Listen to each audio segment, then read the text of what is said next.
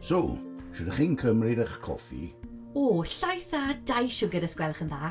Gdewch ni siarad am ddiogelwch tra bod ni yma. Wrth gwrs. Beth fyddech chi'n neud i wneud yng nghatrin un fwy diogel? Byddwn yn sicrhau bod eich drysau, eich ffenestri a'ch grisiau yn saff ac yn ddiogel mwyn lleihau'r risg o ddamweiniau. A byddwn yn gwneud ein gorau glas i geisio gosod lloriau gwrth-lithr yn eich cegin a'ch ystafell molchi hefyd. O, tidy. Fi'n dal i boeni am gwmpo achos mod i mor simsan a fy nrad. Fyddech chi'n edrych ar unrhyw beth arall? Byddwn hefyd yn edrych ar ddiogelwch tân ac yn parhau i gynnal profion ar y systemau gwresogi a thrydanol yn rheolaidd. Na newyddion gwych. Dyma'ch paned.